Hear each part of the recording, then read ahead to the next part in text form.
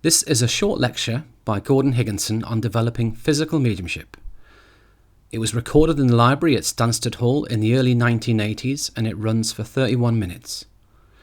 In this wide-ranging lecture, Gordon discusses how a physical circle should be run, the role of sitters, the development of phenomena, and also materialization.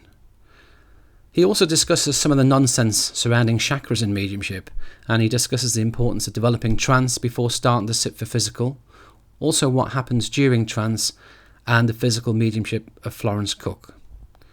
Gordon Higginson was one of the finest physical mediums of the last 50 years, so he is uniquely qualified to speak on this topic.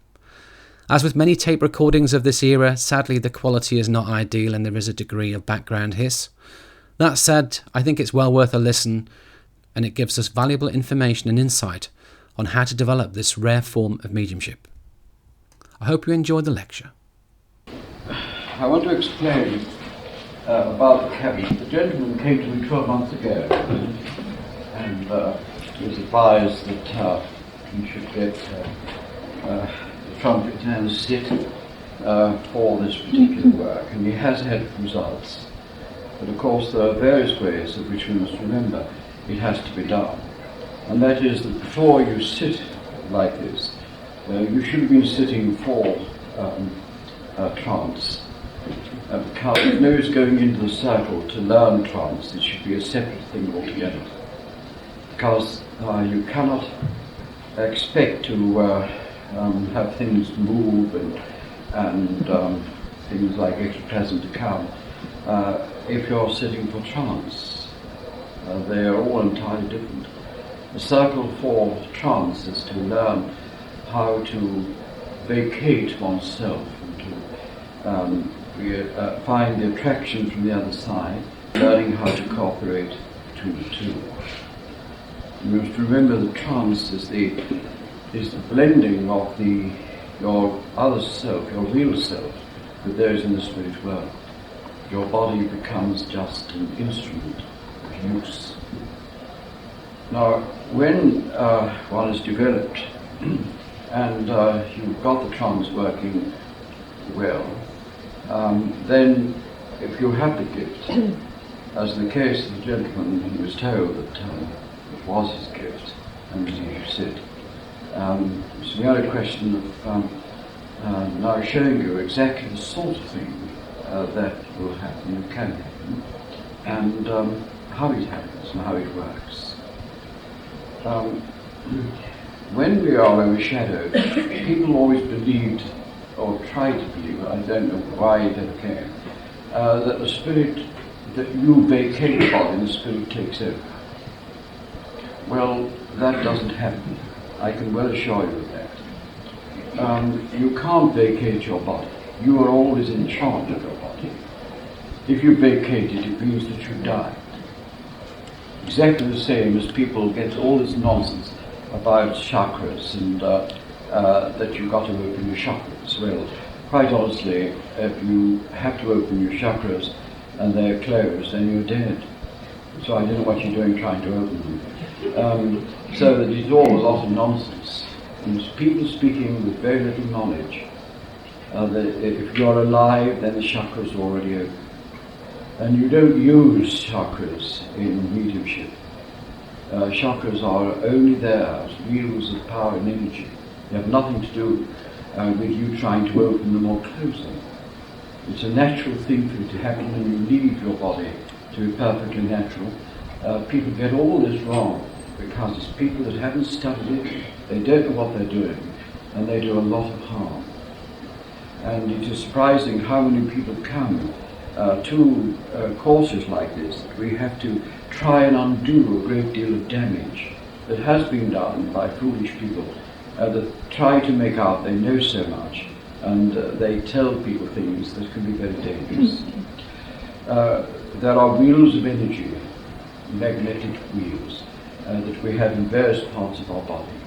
They are wheels of power. And these are perfectly natural, everyone has them. But you do find that the harmony of them and the colour is more perfect to what we call the mystic, or the person that goes into deep states of meditation. But when it comes to mediumship, not a question of using them or opening. All we have to do is to leave those things well alone. And they must be used only to people that are going into deeper states of theosophy and things of that kind. They're used mostly by yogas and people that are going into deep states of meditation. And they don't use them actually, it just happens. In proper development, these things are automatic for them to open up and be in harmony and colourful. That's all it is. And so you do get people that say, I've been taught how to open my throat chakra. Well, I don't know what was wrong, there was something wrong somewhere. Because you can't open them. The point is they're an automatic thing. It's like telling you that you're going to use your soul, but you're using it all the time. So, and then the soul's gone, and then you've gone. And you'd be amazed the silly things that people get up to and say. Now, what does happen, of course, is that certain centers of the body are used in states of trance and also in states of physical phenomena. Even with the table, which I don't know whether Mrs. Wakeling will probably show you before she leaves, what table phenomena is. Table phenomena is the use of psychic rods, purely psychic rods, that come from the medium, can be invisible, they are invisible, and sometimes can be visible, according to the development of them. It's not the medium's hands that you use. You do get people that get these what we call electrical impulses, and the table moves at their will. You can develop that. This is not how a medium works. A medium works with what they call ectoplasmic rods, and these come from the solar plexus, from the navel. So that in the navel, which is one of the parts and the centers that's used in mediumship, in this sort of mediumship, then it is the navel and that part that is used, a very sensitive part. And the rod comes from there. And so what you get is that the table that would already be here, a very light table, people that were clairvoyant would see a white line come, and usually it bends onto the floor and comes up. And that is used to enable it to be lifted up. You can't see it normally, but you can see it as a clairvoyant. And sometimes the spirit will materialize it, so you're able to see this sort of rod coming from the medium and you can take. So the center of the body is important. It's one of the places and centers that where ectoplasm flows. It also comes through the mouth and through the nose and through the ears. So that it is from what we call the throat center of where this power is formed. And it is used either coming right up through the nose or through the mouth or through the throat. You can have it comes through the throat here as well. And it's coming from the skin and the water and the vapor in the body. It's used by chemists and people on the other side who are trained to come back and use this sort of thing. Now you can well see that first of all what you have to do is always to have the room reasonably clean, especially where the medium is, so that there's no dirt and filth around, because that goes back into the body. When ectoplasm comes back to the body medium, which it doesn't evaporate, it comes to the medium. If there's dirt about, it collects and it goes into the medium's body. That's why a lot of mediums have coughing bouts and all sorts of things afterwards. And I've had a case here at Stansted where I took the seance and gave the wishes and all the dirt was there, and for a long time I was coughing dirt all the time that had come from the carpet. So there are things that you've got to keep in mind. And it's dangerous to do things without you know exactly what can happen. The danger is through ignorance, that's all. There's no danger as far as the spirit world is concerned. The danger are the people. They are the danger. Because they're playing with something without understanding it. Now if you do the things that are right, and that you keep it onto a good level, then there's no dangers. And there's no need to fear. People are a bit silly. It's like when people goes into trance, people come up and take their hands and try to get them on the feet. the worst thing you can do, because you cause a shock to the medium anyway, and also you are breaking the contact. You learn that people that are going to use people in trance know what they immediately they begin to do things that are against the law, then you stop it. And you make it quite clear that those sort of things will not be tolerated, so that you are able to get it right in the first place. You don't want people falling on the floor and kicking their legs and all this sort of thing. It's all a lot of nonsense. It's only coming from the medium, it's not coming from the spirit. The spirit doesn't do that sort of thing. The spirit is trained and taught to do things properly. That's why they come there, because they've already passed through all the experiences of which they have to learn, and they have the privilege to return back. There are laws in the spiritual world. We have to understand those laws. So therefore, ladies and gentlemen, the cabinet therefore is used to, in other words, to condense the power. You cannot have a physical circle without sitters. And those sitters must be genuine sitters. They must be people who are prepared to devote to you as part of their life in order to, therefore they've got to like what they want to do, they've got to want to do it, and they've got to be sincere. That's all you require. Because it's going to come from them, because they're going to play just as equal part as the medium. Your sitters play a very important role in physical work and in circle work. Every person is there. If you have a bad sitter, the circle is going to suffer. If someone comes in and does something wrong, the circle will suffer. All of you, unfortunately. So it is important that you get it right. Now these sort of circles, you mustn't just start a circle unless you know what you're doing, and ask for advice. And advice will always be given to you by people that understand it. When you come in, always see the room is clear, don't overeat, and that means for everybody that's going to sit. When a medium is developed, of course, they themselves will pass, and the sitters, as long as they are reasonably clean and they've got the will to want to and the sincerity to sit with you, that's all you expect from them. But it is important that you understand the sort of power that you're going to deal with. It's an entirely different power, though it's the same. Because a medium is using power, what we call the power, right from the early stages. Even when they demonstrate, they are a materialization really, because the power is being used for them to appear before the medium on a very high level. Now, the same power is used for healing, the same power is used for all kinds of phenomena, automatic writing, everything is the same, but used in different ways. So it's a power that can be used because of certain gifts that the people have, that it can be used in these various stages. The artists, the portrait artists, the painters, spirit people, they're using the same power. It's all part of the same thing. When you come into physical work, then you are dealing with a combination of spiritual power along with physical power, which is drawn from the medium.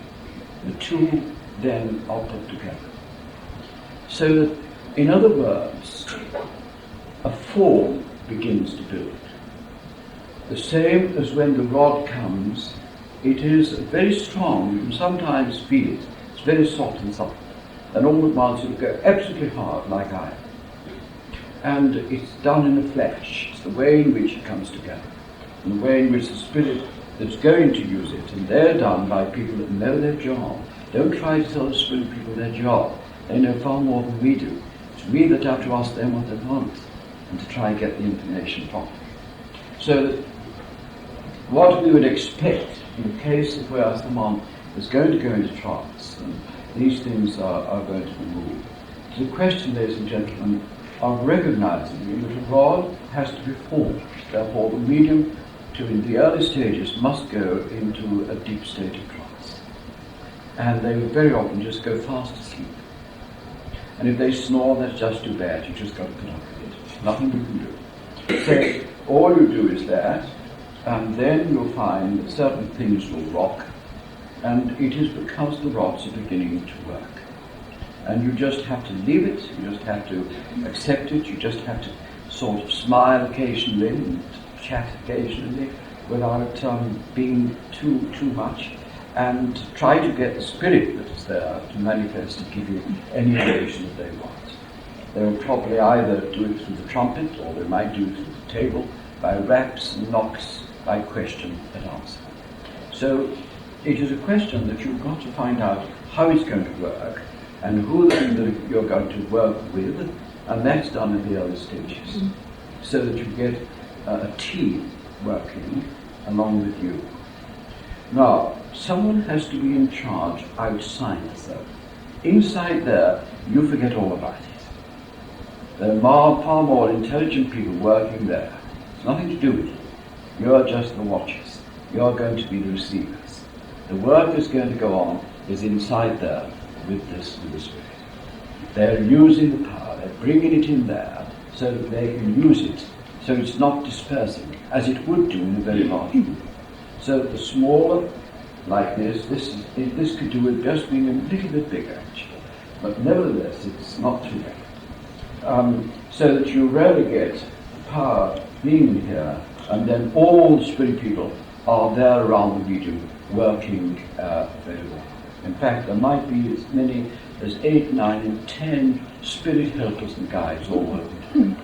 And outside here, even more, watching that everything's going well. So if you're getting an enormous amount of influence from the other side, those are the people that are going to cooperate together. So in actual fact, you must follow instructions. You are the receivers. The work is being done by those on the other side. Now outside here, you need always 2 very fine people on either side of the medium, and that they wait and see what movement is taking place, and if voices are heard or something is happening, one of those people will do the talking, not everybody. Or you'll find that everyone starts to talk and ask questions, and the spirit doesn't know what else is going on, because too many thoughts are coming across. So that what you need is someone that's in charge outside, as you'll have someone in charge inside. And so the person that's outside here is responsible for the behavior of you, and also the way in which it is going to be conducted. So you've got to have someone reasonably intelligent, and someone that's kind and nice, knows how to talk to the spirit people, and will endeavour to be helpful. So those are the sort of things that come up. Then you'll find that the guides very often will introduce themselves first, so that you know what you're dealing with and how you're going to deal with it. You've got to get to know them.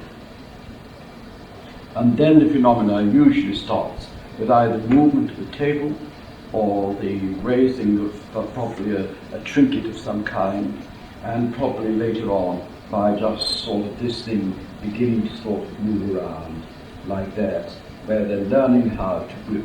The end of what we call the ectoplasmic rod in this sort of phenomena is what they call a sucker.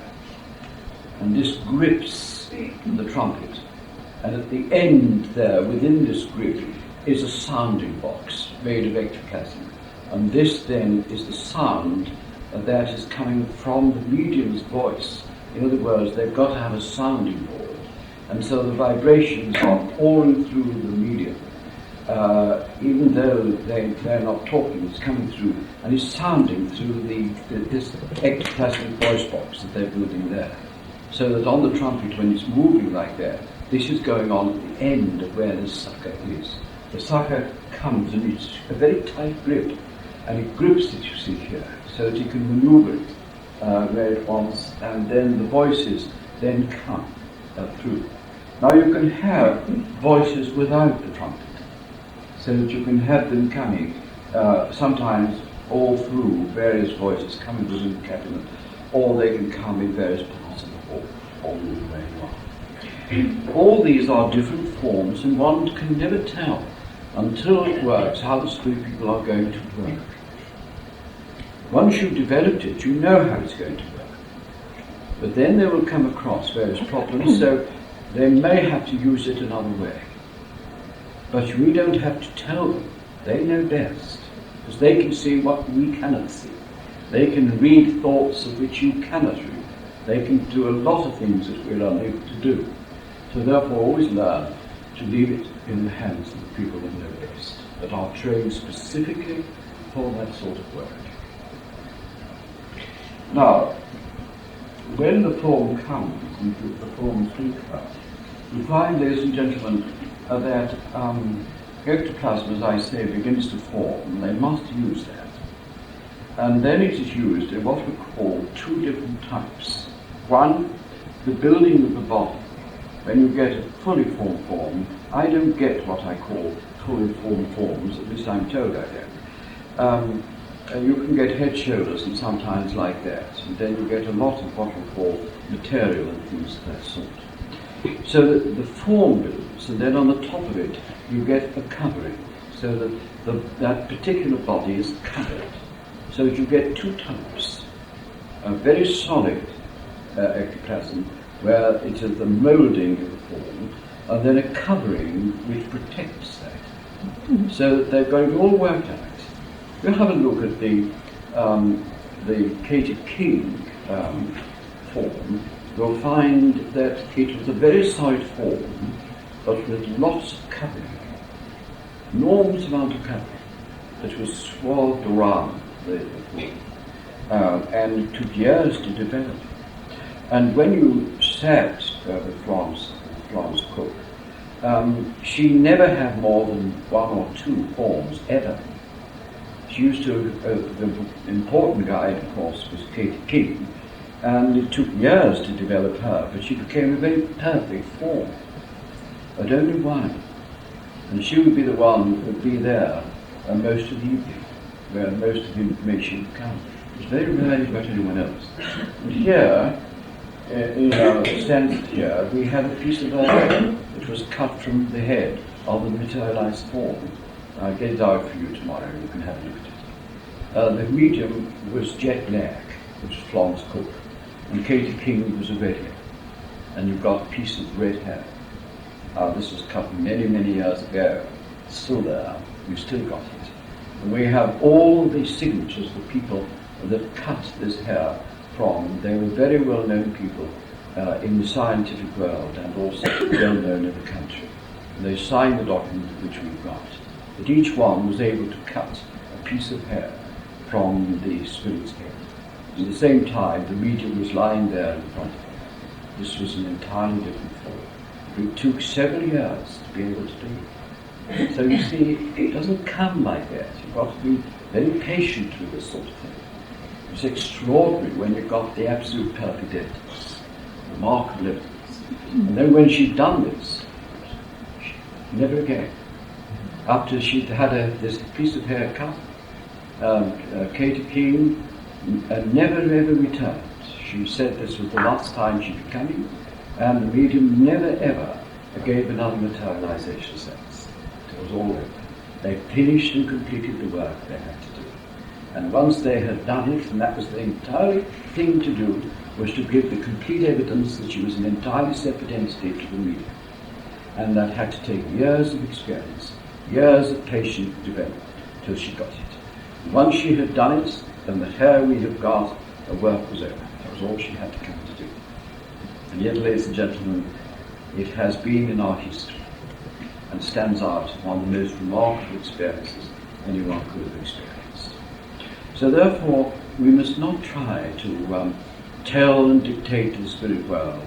All we have to do is to find out from them what it is they want to do, and be as helpful with your sitters, and be honest and genuine. And that is, be sincere. Don't just come, and if you don't get anything, don't go anymore. You must show the spirit people that you're good sitters, and that you're prepared to wait and be very patient. And ultimately you'll get it. But you have to be very patient. Sometimes wait many years. It's worth it in the end, because you've got something nobody else can never do. In all the world, only very few people really get it. And so, if you're one of those fortunate ones, you're very fortunate indeed. God has blessed you with a great blessing. and given you one of the most important gifts that anybody can have, the gift of proving what only God can do, creation. The materialization medium is a creator, because from them, with God, comes perfect life. Rebuilt back, rebirth. Now you've got the wonderful girl medium who was called the flower medium. She gave birth to flowers. Actually gave birth to them. Most amazing girl. And she would bring a plant into the room, a living plant, not just a flower cut, a living plant.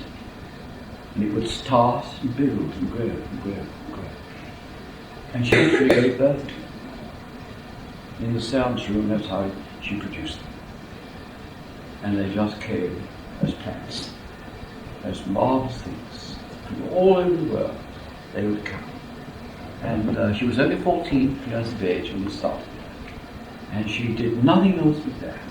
In the science room, she'd bring live flowers, and they would grow as plants. And amazing.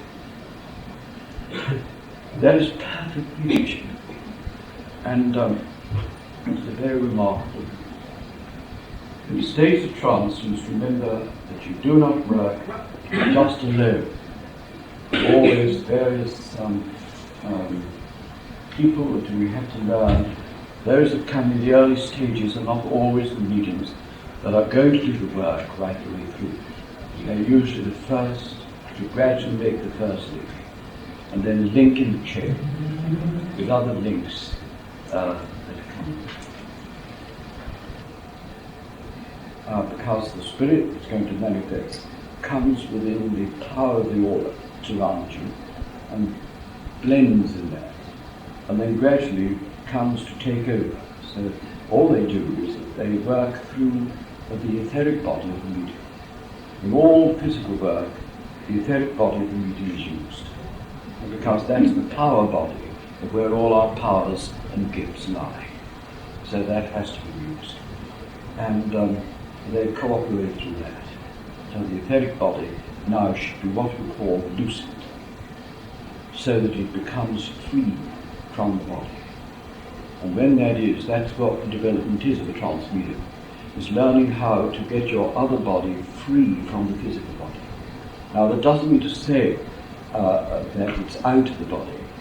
In the sleep state of all of you, if you're going to sleep, while you're going in the sleep state, if you do a good sleep, then your body, your other body, should be, your physical body should be asleep and your other body should be flowing, so that it's relieved from the tension of the physical world.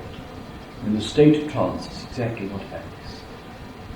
It enables you, by going to sleep, if you go to sleep, you'll find you go to sleep, but if you go to sleep as an medium, you find that your body is put to sleep, but you are wide awake.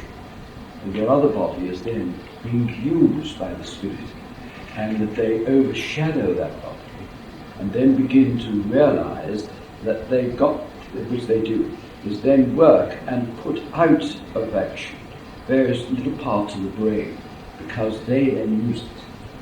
It's only a very minute part of the brain that the spirit uses. And to enable them to do that, you go into the state of trance, and then they are able to move you about, you see.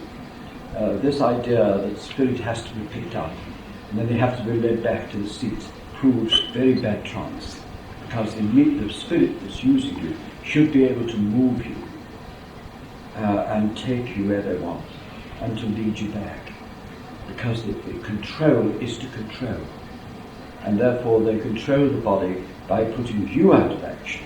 And then they use this very small part of the lower brain, and this then means that they can stand you up, sit you down, they can use the voice box, and then they can cooperate in other ways, then return the medium back from where they have them from. And that means then that they can just sit them down, and as they pull away, the other body then takes over back again. That's the way trance is. It's nothing to do about vacating the body. It's cooperation between you and your etheric body. And this is what should be happening at the present time. What should be happening to the gentleman is that his physical body should be going to sleep, and his other body now should be loosened up. Very easy, very subtle. And as it does, it's what you call quickening the other body. And on that other body is the power. So you get waves of power. And you probably have felt it from mediums, of where you felt waves of power coming over. In the circle, waves of power. You feel waves of power. And occasionally, you will see, I saw it just a little while ago, not so much now, where you could just see the legs, just the knees and the legs, just at a little, very, very quick sort of vibration, which means to say that the other body is beginning to come through it, you see, expressing itself like a vibration around the body. So what we could find is that in this state, the pulse and the heartbeat of the medium going into trance lowers. So where we in the normal state are like that,